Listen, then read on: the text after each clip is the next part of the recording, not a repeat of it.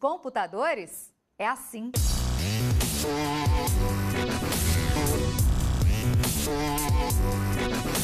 O motorista usa e abusa do celular, do tablet, mas ele pode estar a bordo de um carro autônomo. Eu tava torcendo para essa tecnologia chegar para os meus filhos e já tá chegando para mim, eu acho espetacular. Nesses dois protótipos, o coração de cada modelo vai no porta-malas, processando uma infinidade de dados. O Carina é um Palio Weekend normal transformado em autônomo pela Universidade de São Paulo. O sedã da Volvo foi batizado de Drive Me. Essa preocupação de, meu Deus, eu tenho que ficar olhando para todos os lados, qual é a velocidade que eu tenho que andar, agora tem uma curva, agora não tem não sei o quê. O carro vai pensar tudo isso para você. Alguns modelos já usam os computadores para ajudar os motoristas. O alerta para não sair da faixa é um dos sistemas do Fusion Titanium. Triscou na linha, o carro emite um alerta e o volante trepida. O Park Assist já é um dos acessórios mais cobiçados. Estaciona o carro sozinho e já tem no Golf GTI, entre outros. E para manter distância, os sensores do Audi A8 detectam a desaceleração do carro da frente e acionam o freio automaticamente, com base numa metragem pré-calculada. O ser humano, em média, varia de 1 a 2 segundos para detectar um problema e partir para a reação, enquanto que o computador conseguiria fazer isso em alguns milissegundos. Simbora, Auto Esporte! Quando você quiser agora é só soltar o botão vermelho. Ele tá indo meio rápido esse carro aqui. Vira o volante mesmo, ó. Mas você tá virando por aí, né? Não, tô não. Deixa eu até tirar o teclado. Olha lá, cheio de marra ainda, ó. Faz a curvinha, volta. A velocidade nessa fase de testes é de 40 km por hora. Futuramente pode ser 100, 120, 140. Pode, na estrada sem a gente encostar a mão. O Carina usa um radar no capô que detecta 700 mil pontos por segundo.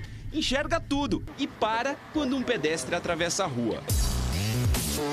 O GPS é como o dos aviões, alta definição. Enquanto os dos carros sinalizam o que acontece de 10 a 30 metros para frente, este aqui tem a precisão de 10 centímetros. No Drive Me, radares. O da grade funciona por ondas de rádio e o do para-brisa é a laser. Sensores estão espalhados na carroceria e há câmeras até no retrovisor. Vai ter tipo uma curva aqui. E? Você já viu o volante? Eu não tô acreditando nisso, gente. A sensação aqui é de estar sem controle da situação, ao mesmo tempo tendo que confiar no sistema que tá levando a gente. It's certainly a far cry from the late 20th century, when the car itself could do virtually nothing to assist the driver. Annual U.S. road deaths stood at nearly 40,000, and increasing congestion cost billions of dollars in lost productivity. So, if we could travel back in time to 2018, how would we explain the journey to fully automated driving? Well, at this time, the auto industry is close to building fully autonomous cars, but there is no infrastructure capable of making such technology an everyday reality. So, the first stage is driver assistance.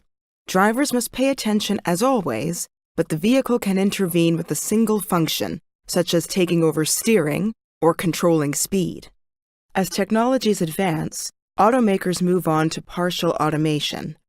Again, constant attention is necessary, but the vehicle handles a combination of functions based on the environment. Next comes conditional automation. Here the vehicle manages all aspects of driving in certain conditions and alerts the driver to resume driving when those conditions change. So readiness to take control remains key. Once we're used to that, high automation takes over. Don't be alarmed, but you may not need typical vehicle controls. The vehicle now operates without human oversight in most conditions. This is the tipping point, where our relationship with transportation becomes more flexible and efficient than ever, reconfiguring our cities and our lives. Finally, we arrive at our destination, full automation. The vehicle can drive all roads and conditions without getting distracted, tired, or ill. This allows effortless mobility for groups such as the blind, disabled, and children. And of course, everyone arrives completely relaxed. There are 6 levels of driving automation defined by the SAE International Standard J3016, ranging from level 0, no automation, to level 5, full automation. This chart from SAE International describes the automation levels in more detail. Level 0, no automation, simply describes most of the cars on the road today, which basically includes all of the cars without at least adaptive cruise control. Level 1, driver assistance, defines cars with a driver assistance system of either steering or acceleration braking. The systems monitor just some of the total driving environment. The human must supervise the system and perform all remaining driving tasks. Handoff can happen at any time, and the driver must always be ready to take over. This level is typically associated with cars that offer adaptive cruise control, which many high-end cars now offer as an option. I have this on my Tesla and use it all the time. It feels like you have a tractor beam on the car in front of you. It's great in stop-and-go traffic and is primarily meant for highways. My foot literally only touches the power pedal a fraction of the time I drive. Care has to be taken with this feature on local roads because if there is no car in front of you when you approach a red light or stop sign, like with normal cruise control, the car will not stop.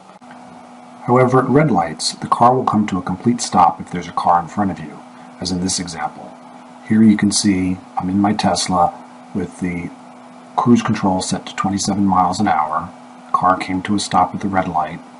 Once the red light turns green, the car in front moves forward and the adaptive cruise control starts up again.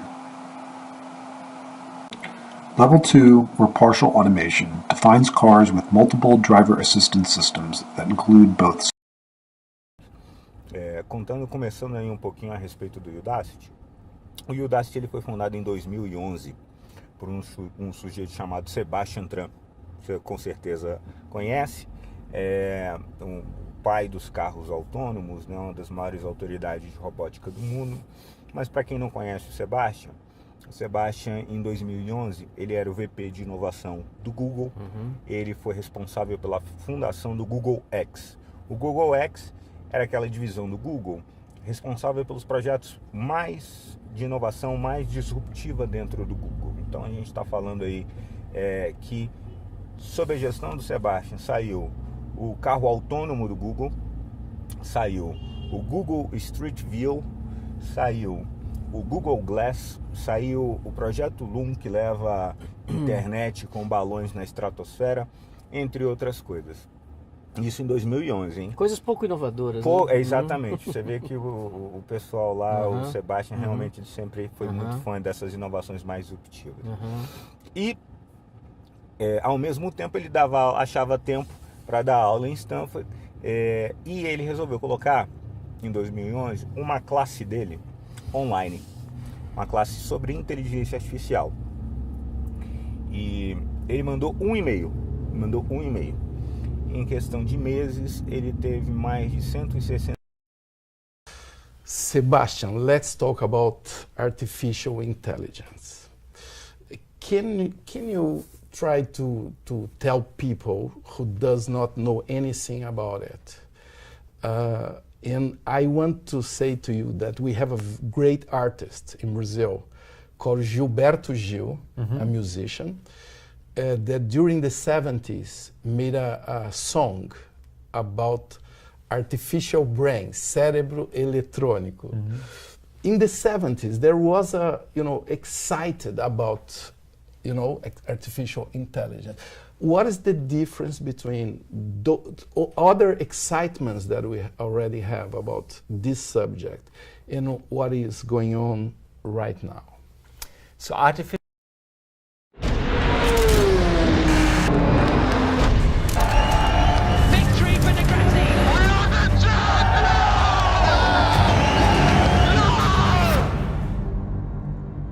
My story with RoboRace starts at the very beginning. Together with Dennis, the brains behind RoboRace, and I helped as a consultant developing the car, driving the DevBot to understand how we could improve the AI technology, I started to learn the most I could about the subject, and I've been involved in this project ever since. And now I join as a CEO, and my job is to transform this idea, this concept of RoboRace into a fully focused, full interactive entertainment that will attract manufacturers, suppliers, technology companies to use the series to develop road-relevant technologies. Now it's more of a consensus that the future will be electric and autonomous, and motorsport cannot be fully electric and autonomous, either because it's too extreme or because it doesn't suit the spirit of motorsport. Nobody wants to see the sport, motorsport, autonomous. They want to see drivers fighting each other. So technology has to be created somewhere else. Motorsport will have to split into the pure sport and a technology-driven series. And we want to be this technology-driven series. The true purpose of RoboRace is not to replace motorsport. It's to go beyond where motorsport can go. 9 billion transistors, and it's the heart of our self-driving platform for autonomous vehicles. Next, he announced that we're using our NVIDIA Drive platform to bring the software-defined car into reality. In addition to our Drive AV autonomous vehicle software stack, we introduced the Drive iX, our intelligent experience software platform, as well as Drive AR, our augmented reality platform, bringing safety and convenience features to the driver and passengers. Next, we announced several exciting new partnerships on 3 continents that help bring our total number of partners on NVIDIA Drive to over 320 worldwide. Uber has selected NVIDIA technology to power their fleets of self-driving cars and trucks. They've logged over 2 million autonomous miles and more than 50,000 rides so far. When you think about Uber providing 10 million rides a day, the potential is huge. Volkswagen CEO Herbert Diess joined Jensen on stage to announce they're bringing our Drive iX intelligent experience tech into the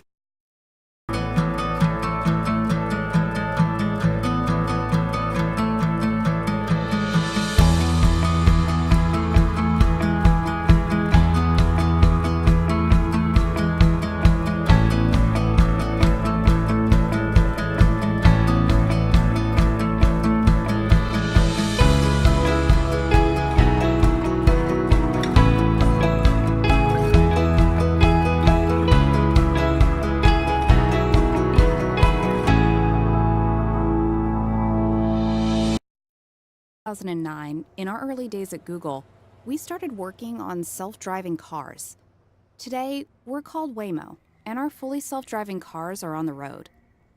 They use a range of technology we've built from the ground up to understand the world around them and get you where you need to go. You're about to see how it all works and what it feels like to ride in our car.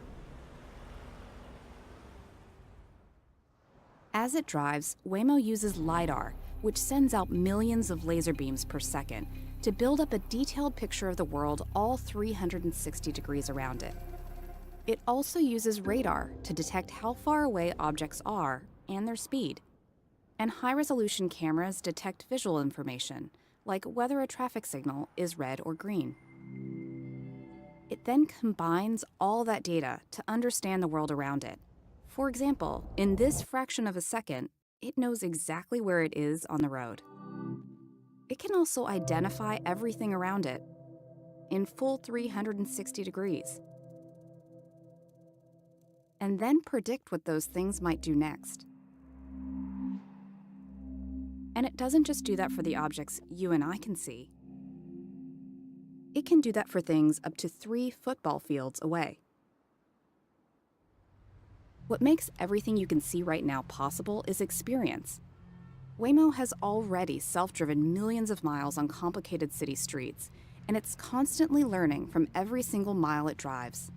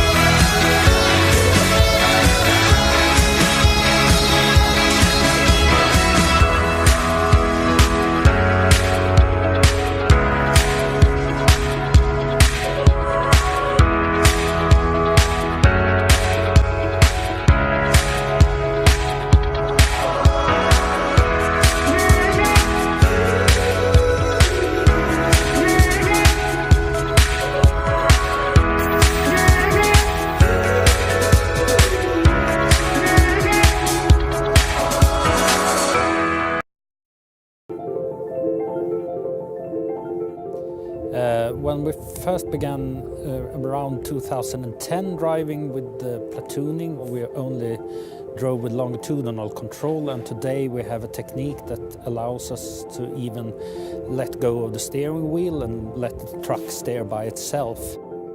I was driving as the third or the fourth truck, and it was a great experience. It was very relaxing, giving control to the system, being able to follow 4 vehicles in a platoon without having to do anything. The intruding vehicle, it's as with today, driving with very close distances. We are about 10-12 meters between the vehicles, so it's very narrow for an intruding vehicle to cut in. Now I'm doing the cut-in, and I have a truck behind me with a distance of 2 meters. And now the gap between me and the truck behind should enlarge to roughly 10 meters. And then when I'm moving out again, the truck should accelerate a little, so the gap is 10 meters again. Now I'm doing a new cut-in, but everything is calm and it went out well.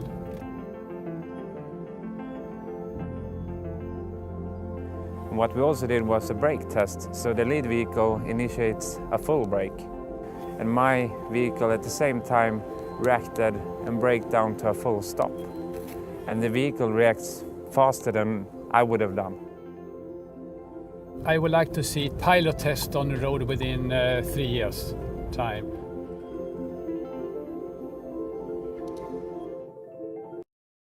Autonomous mode with only a safety driver on board.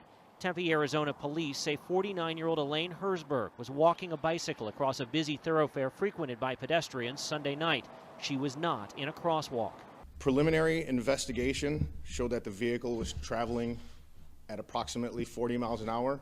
And our investigation did not show at this time that there were significant signs of the vehicle slowing down. This is the first known fatal accident involving an autonomous vehicle. In a statement, Uber said, "Our hearts go out to the victim's family. We are fully cooperating with local authorities in their investigation of this incident." Last year, an estimated 40,100 people died in traffic accidents in the U.S. 94% of crashes are blamed on human error, and safety experts believe self-driving cars will significantly reduce those numbers as autonomous vehicles are expected to make up 25% of the global auto market between 2035 and 2040. Companies from Alphabet to Intel to General Motors are banking on this industry taking off. A car hit and killed a woman crossing the street with her bike on Sunday in Arizona. Consumer Watchdog President Jamie Court. It shows the limitations of these robot cars that don't have the intuition of humans. Another camera angle shows the Uber test driver inside the car looking down before the crash and quickly looks up startled. It's unclear what the test driver's exact role is in the car that was going.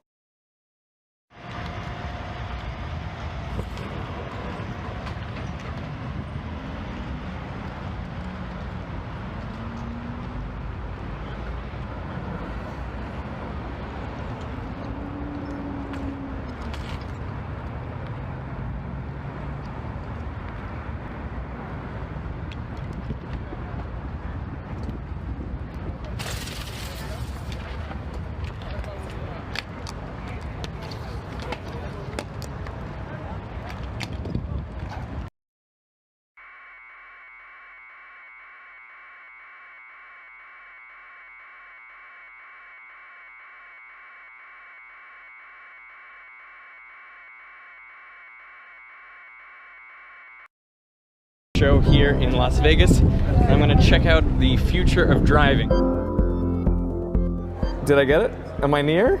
Try it right. Oh, there. I felt it. That really felt like pushing a button. In this concept car, there's a holographic menu screen. It works by projecting an image above this panel, and then it uses this camera here in the steering column to determine where your finger is. And when it detects your fingers in the right spot, it uses ultrasound from these speakers to provide haptic feedback. You can actually feel it in your finger. It's like a little buzzing. But what I really want to try is not driving. I can actually talk to the camera. Are you sure that this is a good idea? So here's a question. How much should you trust an autonomous car? This car is now driving itself, but I need to be ready to take over at any time. I'm still legally responsible if something happens to the car, right? Yeah. But in the coming years, cars are going to take over more and more of the responsibility for driving safely. And that has led a lot of people to consider the moral dilemmas faced when programming self-driving cars. The question is, what sort of ethical framework should we program into autonomous vehicles? So it needs to make a decision.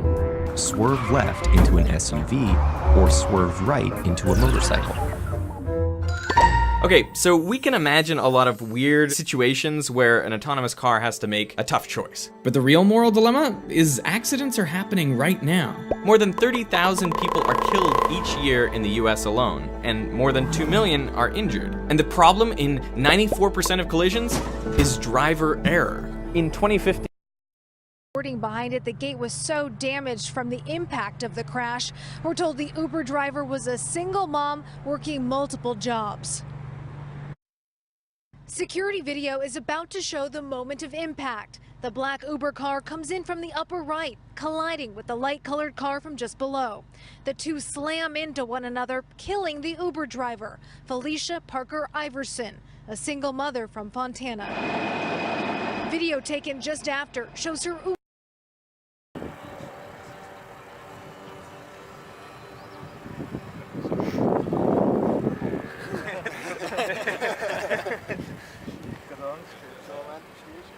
Ich fahre mir auch noch viel, deswegen im Moment ist bestimmt zum Anfang. Ja.